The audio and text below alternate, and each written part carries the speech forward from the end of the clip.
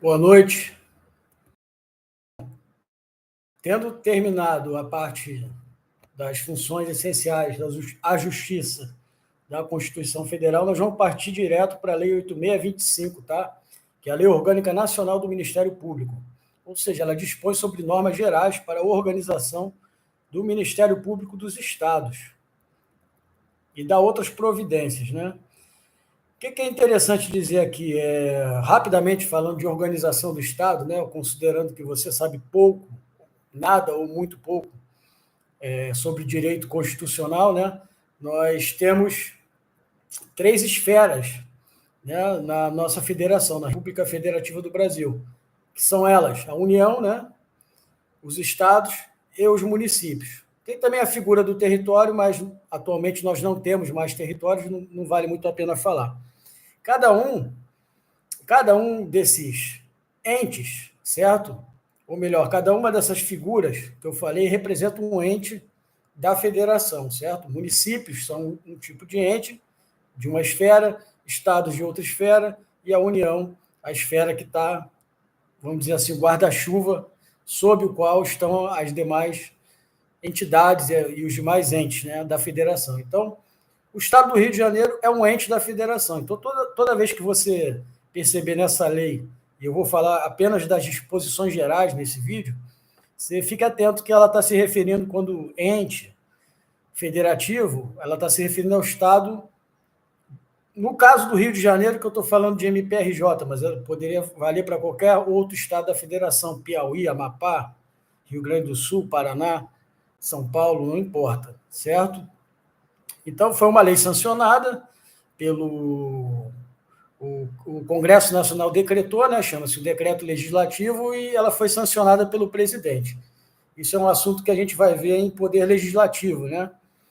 No processo legislativo existe um título, um capítulo da Constituição que trata disso, né, de como as leis são criadas e como elas são postas em prática, né, passam a viger, passam a valer para o mundo jurídico, né, dentro da nossa federação ou dentro do ente específico, porque existem também leis municipais que só valem dentro daquele município, existem leis nacionais que valem para o país inteiro, leis estaduais que valem apenas no âmbito daquele estado, tá? Isso vale para toda a área do direito, seja tributário, administrativo, enfim.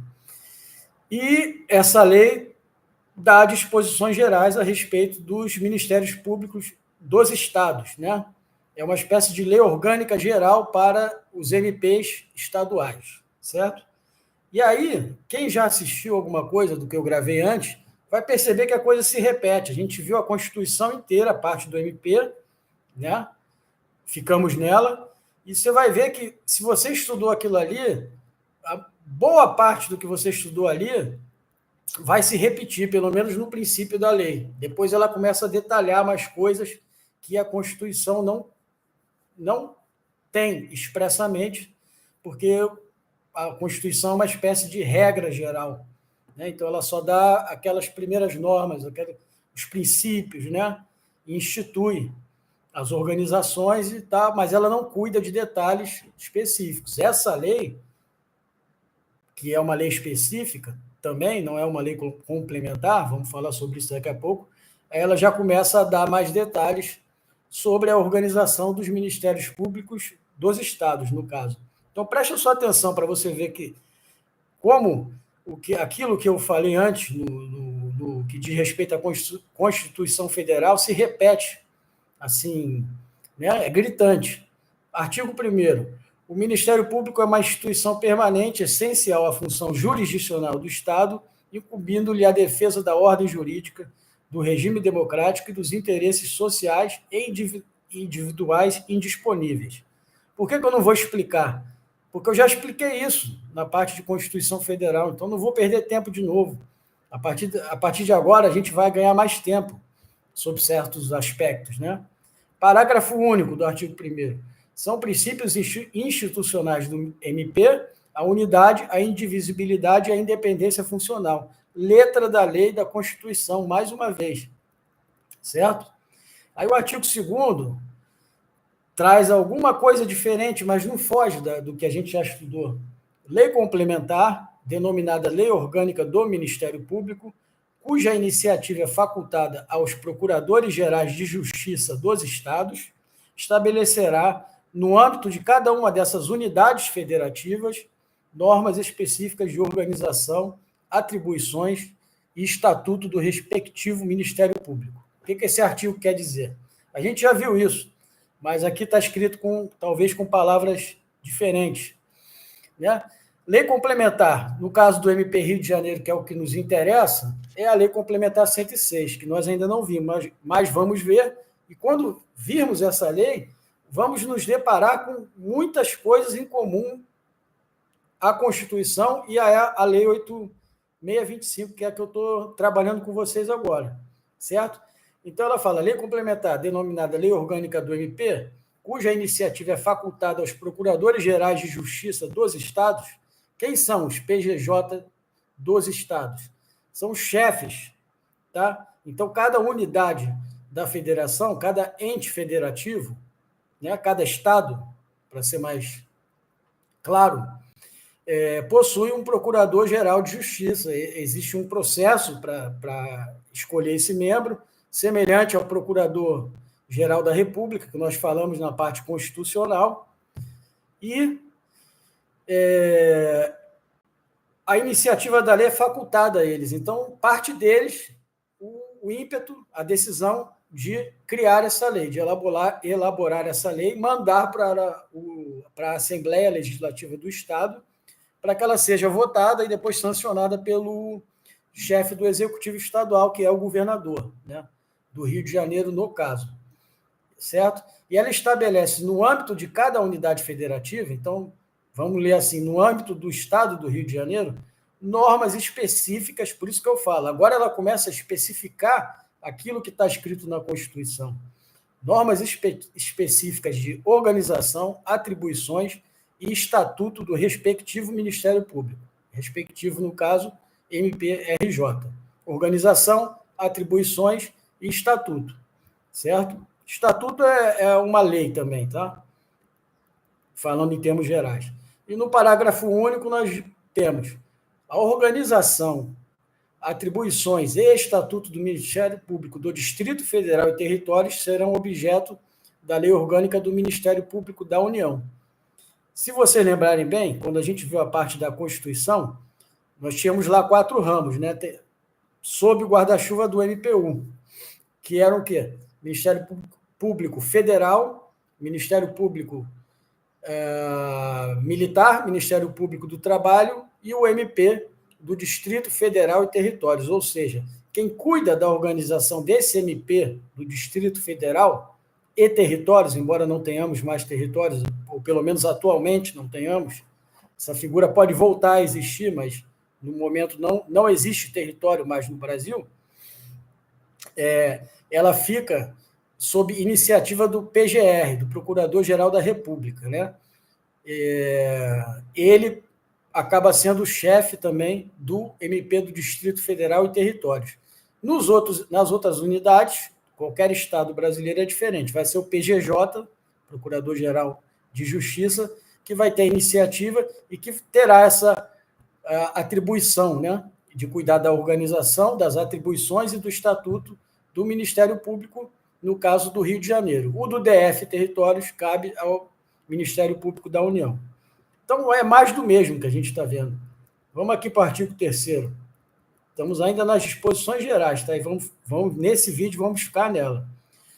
Artigo 3º. Ao Ministério Público é assegurada autonomia funcional, administrativa e financeira. Mesma coisa da Constituição. Cabendo-lhe especialmente praticar atos próprios de gestão, são atos de organização, né?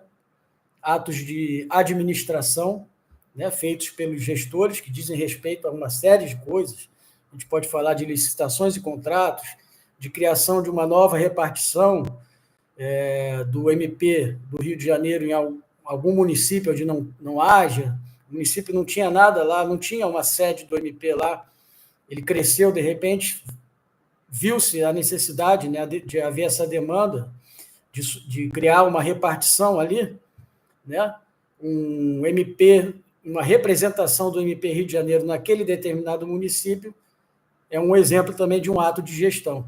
Nomear servidores após concurso público, cuidar da organização do concurso público, tudo isso cabe ao MP. Ele tem autonomia para fazer isso, né?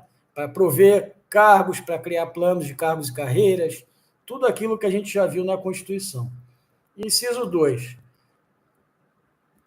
Pulou aqui, só um momentinho. Praticar atos e decidir sobre a situação funcional e administrativa do pessoal. O que é isso? Gestão de pessoas. Ok? O MP Rio de Janeiro tem autonomia para fazer a sua própria gestão de pessoas, certo? Isso diz respeito a RH, diz respeito à contratação, diz respeito a, por exemplo, um processo administrativo disciplinar, que nós vamos ver em outra lei, o que é isso, certo? E isso corrobora aquilo que eu falei, não existe esse negócio de nunca mais seja demitido, porque através de um PAD, processo administrativo disciplinar, um servidor público, dependendo da infração que ele cometeu, o crime, ele pode ser processado primeiro na esfera administrativa, em última instância, isso ser levado para o Poder Judiciário, e lá o juiz bateu o martelo, enfim, depois de todas as instâncias do Judiciário, que não são poucas no Brasil, o cara pode sim ser demitido, e existem casos, tá? A verdade é que são raros e é muito difícil, mas não é verdade que se você for nomeado para um cargo público e passar pelo estágio probatório, nunca mais você vai ser demitido. Isso não é verdade. Tá? Isso dá impressão, uma falsa impressão de que você vai chegar lá e poder fazer o que quiser, chegar a hora que quiser, fazer o seu próprio horário, não obedecer ordens. Não existe isso. Tá? Então, praticar atos e decidir sobre a situação funcional e administrativa do pessoal, ativo e inativo, porque tem os caras que se aposentam também, os servidores, membros, etc., de carreira, e eles continuam vinculados, né? Porque existe um regime de previdência, né? Que os maiores órgãos do Brasil possuem, o MPRJ tem o seu, não vamos aqui falar sobre ele, mas o camarada continua vinculado, ele é aposentado, mas ele continua recebendo. Existe também a figura da reversão, que é um inativo, que quando os motivos da aposentadoria dele deixam de valer, ele pode ser revertido, voltar a trabalhar, entendeu? Tem a figura da reintegração, que é um cara que, por sentença judicial, foi demitido e, após entrar na justiça e pleitear lá seus direitos, ele consegue provar que a demissão dele foi injusta, então ele é reintegrado. Então, tem uma série de informações nas entrelinhas, né, da letra da lei que nós estamos lendo e que vale a pena comentar. Por isso que eu falo, meu vídeo não é uma aula, né? Não é uma aula enxuta para você de decoreba, não, é para falar, para te trazer conhecimento, cara, mais amplo mesmo, entendeu? Para abrir sua mente. Estudar, você vai pegar o seu material lá, que vai estar enxuto, a maioria dos bons cursos vão te dar um material enxuto, suficiente e necessário para você ter a sua aprovação. Não vai ser assistindo meus vídeos somente que você vai passar, mas aqui você vai ter, de forma mais descontraída, uma noção muito maior de como funciona a máquina pública, né? E cada assunto que a gente vai abordando, a gente vai ver que todos os assuntos são entrelaçados, né? Então, ele administra o pessoal ativo e inativo da carreira e dos serviços auxiliares. Da carreira são os procuradores, tá? No caso do Estado, os promotores, melhor dizendo, tá? E dos serviços auxiliares, no caso do MP, são os técnicos e os analistas. São basicamente esses 3 cargos, tá? Existem ainda cargos antigos que provavelmente vão entrar em extinção depois que as últimas pessoas se aposentarem ou saírem ou pedirem exoneração. Então, basicamente, o que é o quadro? Membros de carreira, procuradores, né, que formam um colégio, um colegiado, vamos falar sobre isso. Analistas, né, que são pessoas da área processual ou áreas específicas, como engenharia, administração, contabilidade, economia e outras. E os técnicos, que, na verdade, eu sou técnico, né, da Defensoria Pública, e acaba que, muitas vezes, até porque os órgãos nomeiam um pouco, muitos técnicos acabam exercendo a função de analista, e muitas vezes até sem ganhar. adicionais por isso. Mas não tem problema. Para mim, por exemplo, na Defensoria Pública está sendo uma experiência muito boa, porque como técnico eu estou redigindo peças, razões, defesa prévia, enfim, e outras petições. Ou seja, eu estou fazendo um trabalho que, em tese, seria para ser feito por um advogado. Né? É claro que eu sou monitorado por pessoas especialistas na área, mas eu estou aprendendo muito. E todo mundo que está na Defensoria Pública, por exemplo, isso deve se repetir no MPU também, não duvido nada, acaba fazendo isso, porque tem pouco pessoal, tem muito estagiário, os estagiários são muito bons, aprendem muito, vale muito a pena estagiar nesses órgãos, mas os técnicos também acabam, até por curiosidade, querer aprender mais, a fazer essa função. Aqui eu não estou falando de trabalho escravo, enfim, não estou reclamando de estar fazendo uma função que não é exatamente a minha. Pelo contrário, eu não quero ficar só na parte burocrática, né? E esses serviços auxiliares são organizados em quadros próprios. No inciso 3º, temos lá mais uma função, né, que tem a ver com finanças, enfim, com contabilidade, que é adquirir bens e contratar serviços, efetuando a respectiva contabilização. Eu falei contabilidade, veio a palavra contabilização. Ou seja, o Ministério Público do Rio de Janeiro, ou qualquer outro, precisa adquirir bens, viaturas, entendeu? Para serviços auxiliares, ar-condicionado, sistemas, né, de refrigeração, o que mais? Material material de escritório, papel, caneta, entendeu? Computadores, tem a parte toda de TI, tem os serviços auxiliares de TI, quer dizer, tudo isso, tem os serviços de TI prestados, né? Tem membros efetivos de TI e tem serviços, às vezes, que são prestados por empresas maiores, via licitação, por exemplo, né? E, então, adquirir bens, contratar serviços, inclusive serviços assim, auxiliares, limpeza, segurança. Atualmente, esses serviços são todos terceirizados, né? E o MPRJ vai ter que contratar uma empresa que terceiriza esses serviços, tá? E outros, de manutenção também, etc. No inciso 5º, nós temos propor ao Legislativo, veja, a gente já falou sobre isso na Constituição Federal, propor ao Legislativo a criação e a extinção de cargos, bem como a fixação e o reajuste dos vencimentos de seus membros. Letra da lei que já estava na Constituição. A gente está. Então, se você estudou a Constituição, vai para essa lei, você está estudando novamente, vale muito a pena. Não vai deixar de estudar também só porque é parecido com a Constituição, porque aqui a gente vai ter muito mais detalhes, entendeu? Essa lei é muito... a parte, né? Essa lei é muito maior do que a parte da Constituição que trata do MP, que são poucos artigos, 4 ou 5.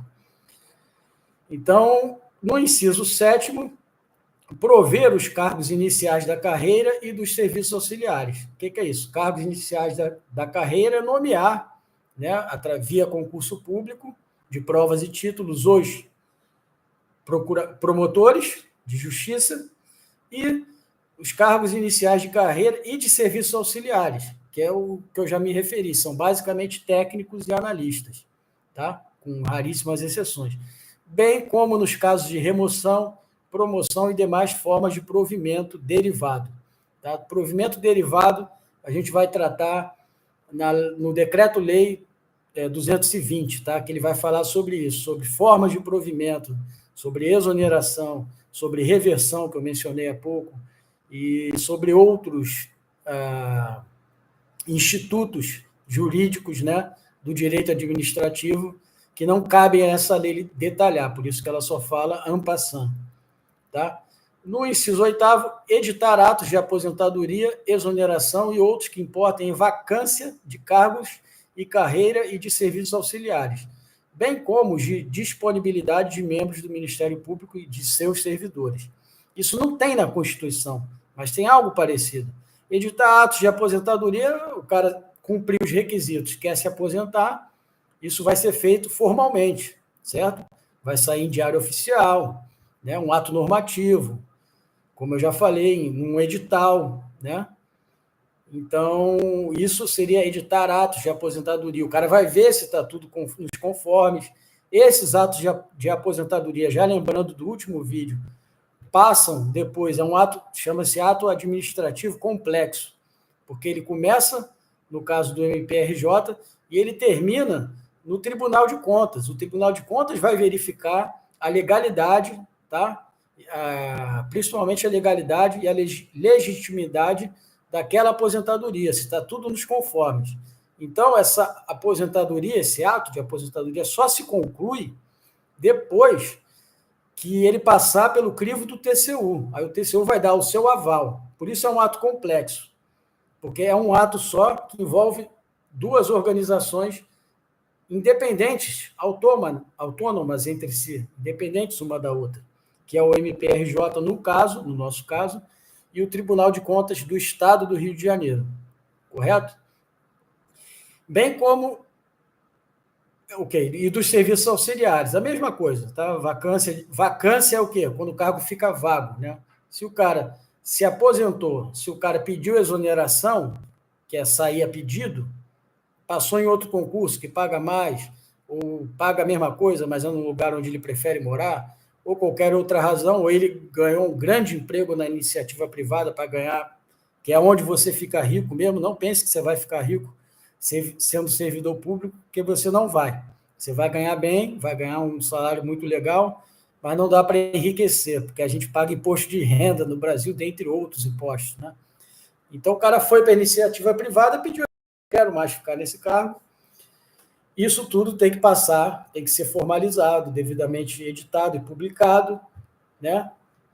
Tem que ser dada publicidade, lembrando do princípio da publicidade lá do artigo 37 da Constituição Federal, tá? Bem como disponibilidade, né? Que eu já me referi também, acho que no último vídeo, né? A disponibilidade para membros do Ministério Público ou de qualquer outro órgão ou para servidores não é necessariamente uma coisa boa, ficar em disponibilidade. Como eu falei, na minha opinião, aí é a minha opinião pessoal, é meio que ficar na geladeira. Mas há diversas razões que geram disponibilidade, não vamos falar sobre isso agora, tá? Vamos falar, como eu disse, em momento oportuno, tratando de direito administrativo, ok? Inciso 9, organizar suas secretarias e os serviços auxiliares das procuradorias e promotorias de justiça. Quer dizer, há promotores e procuradores no MP, né? O cara entra como promotor substituto, um membro de carreira, tá? Que não são serviços auxiliares. E existe uma progressão, e depois de um determinado período, se ele cumprir todos os critérios de antiguidade e merecimento, nós vamos ver isso em algum momento dessa lei, ou da Lei Complementar 106, ele vai ser promovido a procurador, certo? Que é um cargo hierarquicamente, não é hierarquicamente acima, mas é administrativamente acima, tá? Lembrando que isso é muito importante, tá? Isso vale para o MP, para o Poder Judiciário, para o Poder Executivo.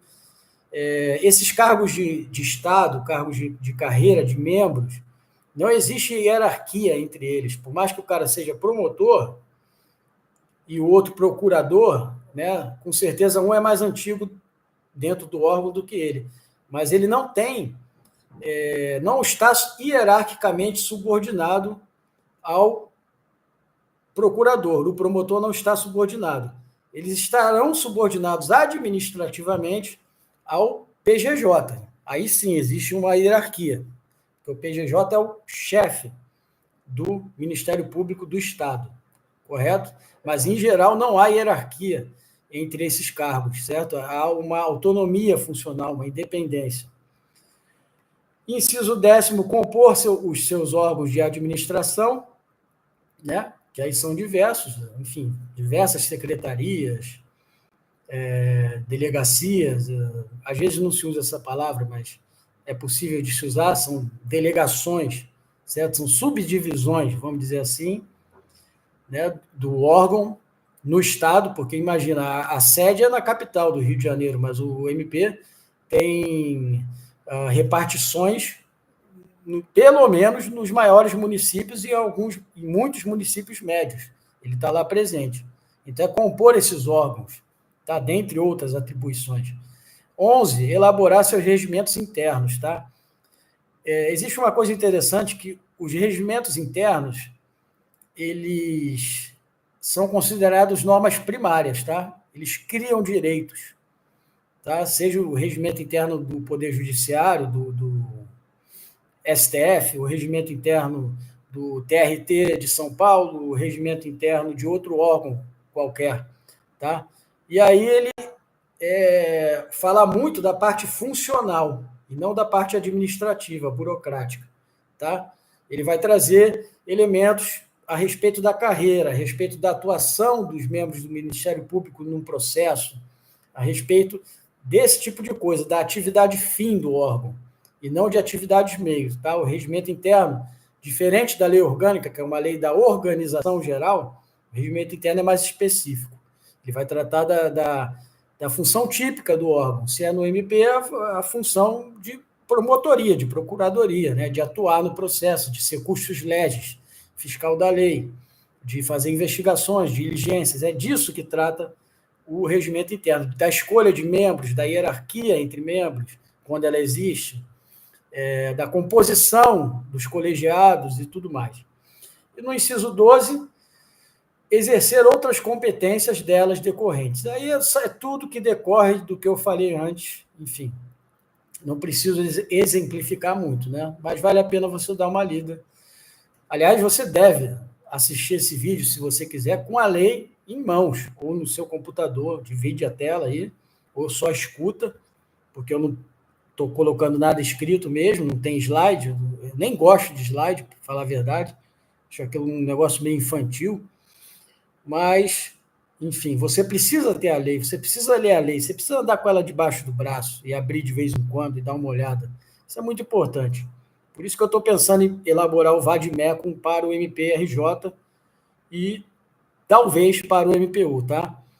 Vou falar uma coisa rápida também que me ocorreu, porque eu tenho visto as notícias, e tá rolando aí um papo de impugnação do edital do MPU, por conta dele de muitos cargos, as pessoas não vão ter a condição de fazer a prova em suas cidades, nas capitais, e vão ter que ir para Brasília. Isso está gerando uma grande confusão, tá? Isso já está sendo judicializado, creio eu. Um monte de gente está impugnando o edital. Isso pode até acabar atrasando o concurso, acho improvável, mas pode acontecer. E, bom, por que eu falei isso? Porque eu estava falando do Vademecum. O Vademecum do MPRJ eu vou produzir. Quem for membro lá do WhatsApp vai receber gratuitamente. Quem não for, vai ter que comprar. É óbvio que eu não vou cobrar nenhum absurdo, mas com certeza vai ser um trabalho muito bem feito, isso eu garanto a vocês, tá? Que eu não vou entregar uma porcaria, uma coisa mal editada. Inclusive, eu tenho experiência com edição, já trabalhei prestando serviço por estratégia, concursos, comentando questões, então é uma praia que eu tenho, modéstia à parte, domínio, tá? E no parágrafo único, as decisões do Ministério Público, fundadas em sua autonomia funcional, administrativa e financeira, olha aí, mais uma vez a mesma coisa se repetindo, obedecidas às formalidades legais, têm eficácia plena e executoriedade imediata, ressalvada a competência constitucional do Poder Judiciário e do Tribunal de Contas. Ainda agora eu falei, né? Por exemplo, o que é ter eficácia plena? É o seguinte: o Ministério Público, baseado na sua autonomia funcional, certo? Tomou uma decisão. Essa decisão tem autoexecutoriedade, ela tem que ser cumprida naquele momento, de pronto, desde que ela esteja dentro da lei, né? Por quê? Porque se for uma decisão supostamente legal, ou irregular, ou estranha, enfim, que chame atenção, alguém pode ir lá provocar o judiciário, ou se for um ato de gestão financeira, por exemplo, com relação a despesa de pessoal, gestão de pessoas, contratação, licitações, o Tribunal de Contas também pode ser provocado e lá vem cá, peraí, como é que é isso aí? Me explica melhor. Então, ele tem autonomia administrativa, funcional e financeira, mas ela não é absoluta. Ela está sujeita sempre ao crivo dos órgãos de controle externo, né? O Poder Judiciário ele faz um controle apenas sobre o Ministério Público de legalidade, tá? Ele não faz controle de mérito, ele não entra no mérito das decisões que são tomadas no âmbito do MP. Mas se alguma decisão tomada pelo MP for juridicamente ilegal, supostamente inconstitucional, aí ele entra, é um controle de legalidade. E o Tribunal de Contas exerce, apoiando o Poder Legislativo, o controle externo, não só do MP, como do Poder Judiciário, como do Poder Executivo, e de tudo que diz respeito à administração pública. Só que o Tribunal de Contas vai fazer não uma análise judicial, ele vai fazer uma análise técnica em relação a finanças, ao orçamento, econômica, atuarial, tudo coisas que eu já mencionei em outras transmissões. Estamos quase acabando aqui. Para o artigo 4, né? O Ministério Público elaborará sua proposta orçamentária dentro dos limites estabelecidos na Lei de Diretrizes Orçamentárias, encaminhando-a diretamente ao governador do Estado, que a submeterá ao Poder Legislativo. Eu não vou repetir, porque eu expliquei isso exaustivamente em outro vídeo, tá? É só você voltar e procurar lá pelo artigo, eu coloquei número de artigo, então você vai saber. Provavelmente foram nas primeiras transmissões sobre o Ministério Público na Constituição Federal, e na CF tem um artigo exatamente igual a esse, e que eu comentei pra caramba. Falei sobre LDO, falei sobre LOA, Lei Orçamentária Anual, falei sobre processo orçamentário, tá, que é muito importante.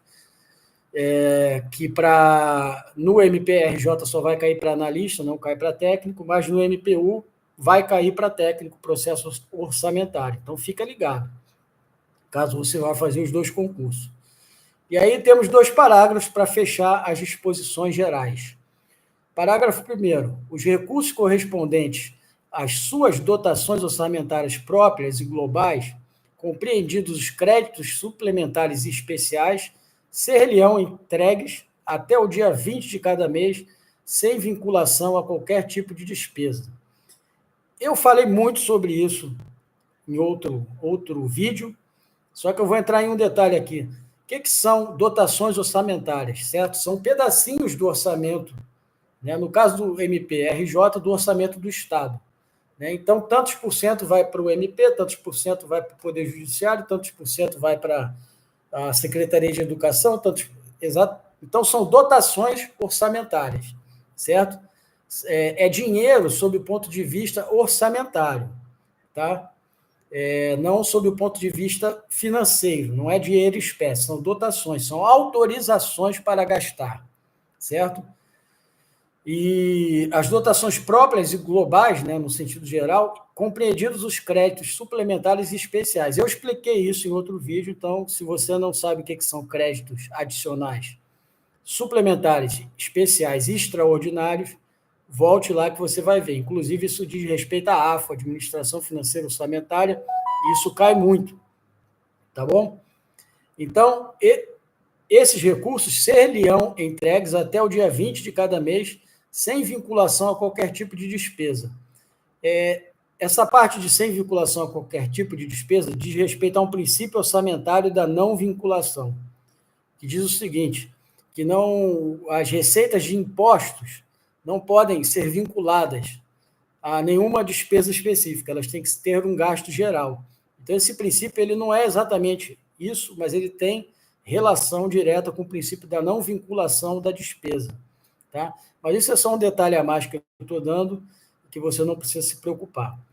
E, por fim, para concluir, no parágrafo 2º, a fiscalização contábil, financeira, orçamentária, operacional e patrimonial, né? Muita gente usa o mnemônico COFOPO, contábil, orçamentária, financeira, operacional e patrimonial, ou COFOPA, para pegar a primeira sílaba de cada palavra dessas, certo? Essa fiscalização do Ministério Público, quanto à legalidade, quanto à legitimidade e quanto à economicidade, aplicação de dotações e recursos próprios e renúncia de receitas, que é você abrir mão de determinada receita. Na verdade, isso acontece muito quando você perdoa uma dívida. Então, alguém deve ao MP, um fornecedor, alguma coisa assim, por algum motivo gerou um processo judicial e os custos do processo, por exemplo, isso é só um exemplo, tá? São mais caros do que ele entrar no judiciário para ir atrás de recuperar isso que ele deixou de receber. Então, ele renuncia a essa receita, certo? É uma espécie de perdão. Não é bem isso, tá? Em direito tributário, mas eu estou usando só palavras para clarear, né? Para exemplificar melhor.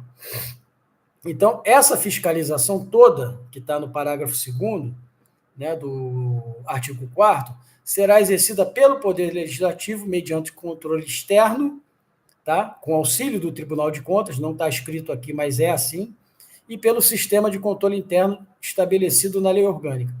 O sistema de controle interno é porque grandes órgãos têm uma controladoria interna, ou uma secretaria que faça, às vezes, tá? Que faça essa função. E isso vai estar estabelecido, no caso do MP, na lei orgânica, tá? Porque o Poder Executivo tem controladorias, por exemplo, o governo do Estado do Rio ele tem a CGE, Controladoria Geral do Estado, ela cuida do controle interno, tá? Do controle operacional lá dentro, gestão de processos, tá? De projetos. E o controle externo, que é mais um controle de legalidade, um controle técnico externo, de respeito a aposentadorias, a gestão de pessoal, toda sorte de atos que podem ser fiscalizados por um órgão que está de fora, que não exerce hierarquia sobre o MP, mas que tem essa vinculação de ficar ali de olho fiscalizando, que no caso é o Poder Legislativo, certo? Por exemplo, o Estado do Rio tem a Controladoria Geral, a de São Paulo tem a sua, o município de São Paulo tem a Controladoria Geral do município, do Rio também tem, e o Ministério Público do Rio de Janeiro vai ter o seu sistema de controle interno, e nós vamos falar sobre ele na lei orgânica, né? Não nessa, mas na lei complementar 106, que é a lei orgânica do Ministério Público do Rio de Janeiro.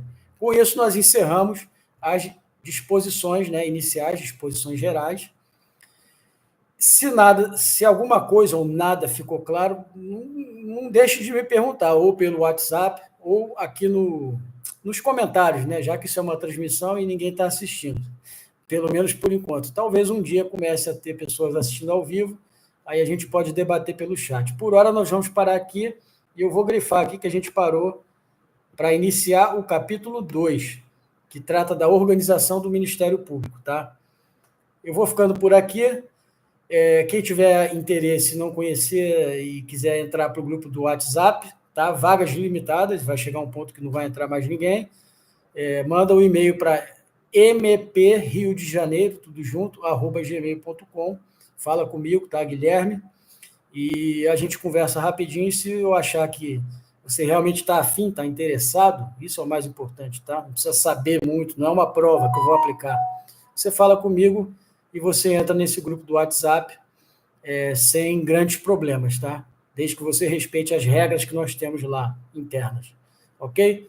Eu vou ficando por aqui. Vou encerrar essa transmissão. Ficou bem grande, como todas as outras, mas paciência. É melhor isso do que fazer a coisa meia boca. Tá? Um abraço, boa noite.